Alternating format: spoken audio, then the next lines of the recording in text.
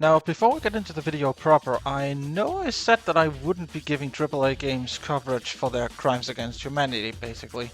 But sometimes the opportunity for a shitpost is just too good to pass up. So you know how I've recently been on a hot streak of video game developers doing things specifically to mess with me, and also how everything I say ends up a self-fulfilling prophecy?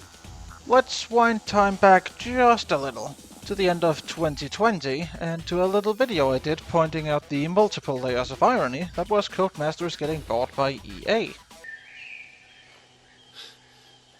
God creates dinosaurs. God destroys dinosaurs. God creates man. Man destroys God. Man creates dinosaurs. Dinosaurs eat man.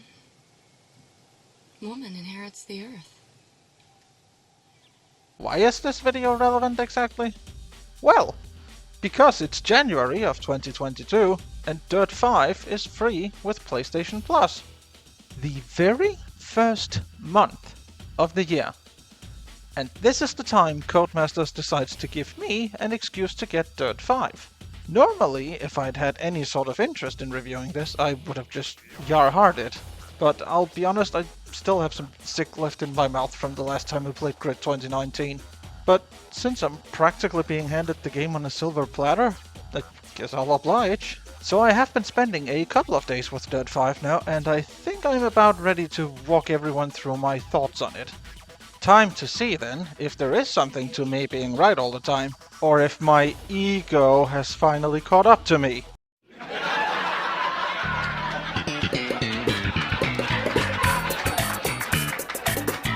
Please don't ask me why I decided to add this bit last minute, because I'm really not sure.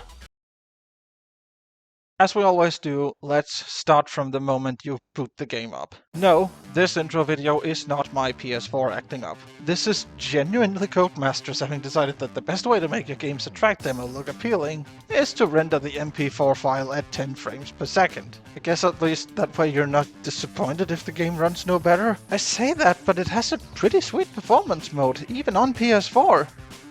Why the heck is Dirt 5, of all things, the PS4 game that has a performance mode that sacrifices, I don't know, shadows and reflections or something, for a much crisper frame rate? Ratchet & Clank doesn't, and whenever that game forgets it's a hallway shooter, it's a 3D platformer! Intro video over, you're greeted by not just one, but two of the longest end-user license agreements I have ever seen. Seriously, how many words can it take to say, by playing this game you agree to giving us your firstborn child?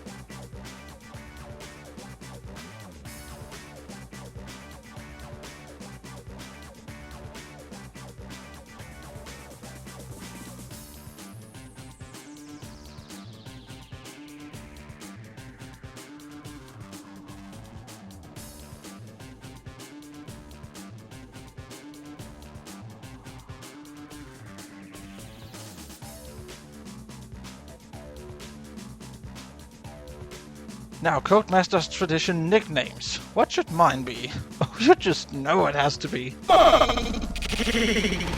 After this, we start the tutorial by introducing the Donut Podcast. Apparently, that's a real thing, and these people are playing themselves, because apparently product placement is all the rage these days. Remember when product placement was made fun of and had to be declared in advance?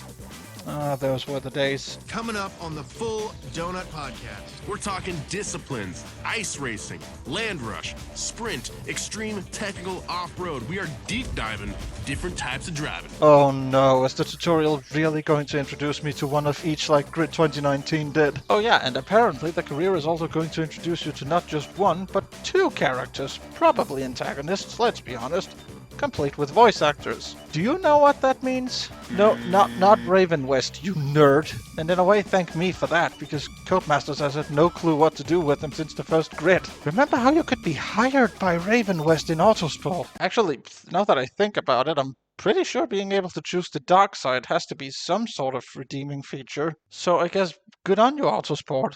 It took me this long to see it, but for those keeping count at home, that's now two things Autosport has going for it. Right, back to the Dirt 5 characters. Apparently they're going to be following you throughout your career and all that jazz, so guess who they got to voice act them? No, they're not a clever throwback to Stellan and Caesar from Race Driver 2, you nerd. Codemasters has delved much deeper into the untapped potentials of voice acting and finally given us... They have got Nolan North and Troy Baker.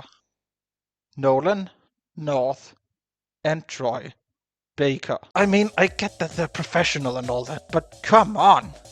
Can you name a less inspired casting for two less inspiring roles than White Man Good at Off-Road? Casting Nolan North and Troy Baker as the lead characters is what you do when you want some household names to put on the poster, because for some reason these two are the only ones. And besides, who would want to see a combination like, oh, I don't know, Liam O'Brien and Sam Riegel? I'm just spitballing here. That could have been interesting. There is one way they can make this casting good on themselves. You know how races in Dirt 5 occasionally take place far from civilization? If either of these two characters at any point in the game make a joke about how uncharted the territories they race in are, I will give Dirt 5's rider 1 gold star. Well, half a gold star. We are still talking about a Naughty Dog reference after all. We are talking rookies. We're gonna want to be up to speed. I'm preemptively retracting that gold star. The whole entire one. So it's time to start the tutorial for realsies, and we're plonked on the beautiful coast of Norway, a setting that wouldn't feel out of place in Drive Club. Mainly because coastal Norway is a setting in Drive Club.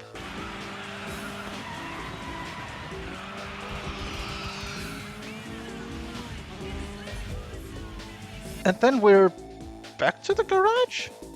Wait, was the tutorial just one race? Like in, you know, all the good games from Cody's past? Is this them admitting that making Grid 2019 overstay its entire welcome before the end of the tutorial was a terrible decision? Alright, plenty of drafting opportunities, of course. Get in close behind them, keep that speed up. Oh hey, it's that guy who does the Dutchman from Breaking Point. Not that you can tell, considering he sounds like the most bored out of his mind Danish person in both acts. That's us! That's how dumb we sound! Okay, so I went back to Grid 2019 specifically for some footage to use. But then I found out that you can't just quit right out of the tutorial. It's really only a requirement if you want to play the career mode. So why is it front-loaded and takes so damn long? And remember when Grid 2019 got a Google Stadia exclusive game mode for no obvious reason other than that sweet, sweet Google cache, because that one game alone apparently ruined the whole entire company? Man, even when I'm supposed to be hating on a different Codemasters game entirely, I come back to how unbearably disappointing Grid 2019 was. You know what? Much like we here on the channel have a codename for Carnival of Pain. I really should find one for Grid 2019. I've got just the one. I hereby declare that from this day forward, I shall refer to Grid 2019 exclusively as... Hey, headbutt. Loser. This is not slowly becoming incomprehensible at all. Oh yeah, Dirt 5. That's kind of been hanging in the garage for a while at this point, and at least this time around Codemasters remembered that using this real estate to show off the player's car might be preferable to this garbage. That said, it'll never elicit anything near the emotions I get every time I play Grid 2008 and see how everything is a physical object loaded into a 3D space that looks like the garage of a Formula 1 team. It's been 13 years. And to this day, that is the most interesting main menu I've ever seen for, well, anything. From here, we can either do the career mode, which... Wait, there are not two antagonists? Oh, of course, should have figured this one out. The superstar is going to guide you, while the up-and-comer is the bad guy. Can this game decide if it wants to ape off Breaking Point or Cars 3 already? And again, think about it. Breaking Point, but with Aquaman voiced by Liam O'Brien, and a Devon Butler replacement characterized by Sam Riegel.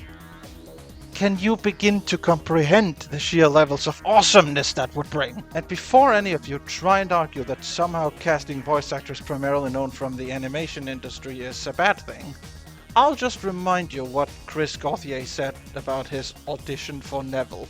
Back in those days, I mean, this was all relatively new, the whole, like, acting in video games as like a person. As you know, you were in the first, so you totally. I had like this skewed misconception that it was sort of like anime style kind of thing. So what I went into the audition with was kind of this like whole like that sort of bravado, that sort of anime bravado. where I was like, I'll get him. We could have left Dirt 5 with not just one, not just two, but a grand total of 3 Neville characters throughout history.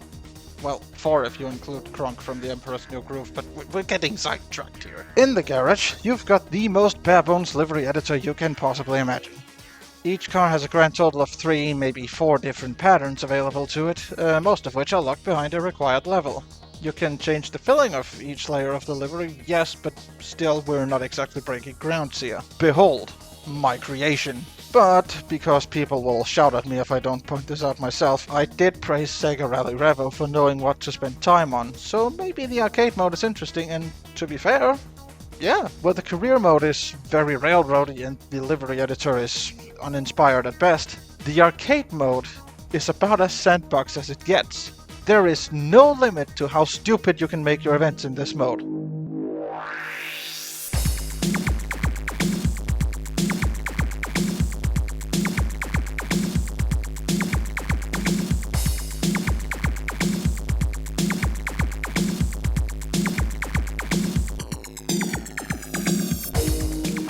Is this better than a Ford GT dashing through the sands? I don't know. But it is good old stupid fun. Hold on, this is getting a bit too positive, so let's get back down to earth with some fast facts. For starters, are the standards for controls in racing games changing and nobody has told me, or is everyone continuously getting it all wrong? The handbrake is in the right place, which is good to see, but the gears are on the square and cross buttons to gear up and down respectively. Now, it kinda makes sense. I mean, cross is usually the go faster button, but still. So I swapped them with the camera switch buttons on L1 and R1, only to be confused why the game would change my camera view every time I restarted the race. That's because one of the camera buttons is now on the button that confirms stuff in the menus, and it's not muted while in there. Whoopsie daisy. And for some reason, in the little timing split window, the car ahead of you is still listed with the same time difference as you. It's been a year since release. The fact that this still happens tells me it's either baked into the game engine for some reason, Codemasters are being more lazy than I give them credit for, or somehow I'm the first person to notice and take issue with this. I mean, I guess most everyone else is too busy complaining this isn't Dirt Rally 3, so take your pick. Also, this game finally has a photo mode, and is the first Codemasters game to do so. And honestly, I mean, it's serviceable, yes, but not really much more than that. Remember when Gran Turismo 4 pioneered this some 15 years ago on the PS2?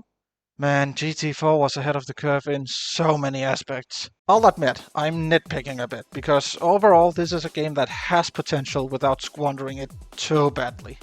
It's a perfectly fine game, with all the shortcomings you'd expect from a modern-day Codemasters title. It's a shame, really, because I do feel that if they'd put just a little bit more thought into it, they could have had something, well, not great, obviously, but something good. Something that, while it may not belong in the same sentence as the likes of the original Grid, Gran Turismo 4, Need for Speed Hot Pursuit 2, the future would nonetheless look back on it as a generally positive game. As it is, Dirt 5 is an okay distraction from everything going on in the world. Something to take your mind off of how everything we do increases our chokehold on the planet, all in the name of such abstract and unnecessary concepts as our favorite political party, the blockchain, the economy as a whole. All things considered, would I recommend you buy this?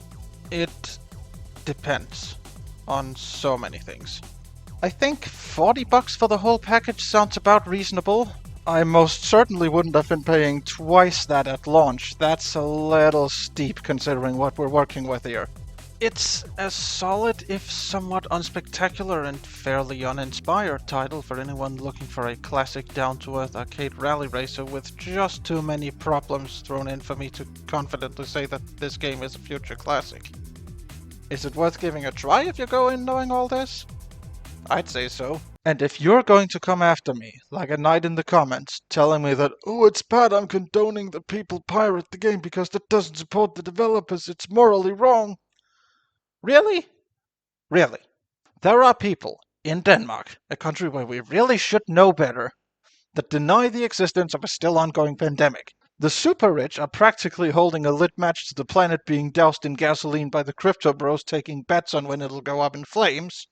And you're going to come after me, Because I may or may not have suggested that people yarhar a AAA game. Hell, if there's any game where buying it should be perceived as the morally dubious option, it's whatever the AAA companies keep shoveling out. So I want you to ask yourself, is this the hill you want to die on? Somehow I managed to get through this entire review without making either a sexual reference or just flat out swearing. How in the jelly fucking sandwiches did that happen?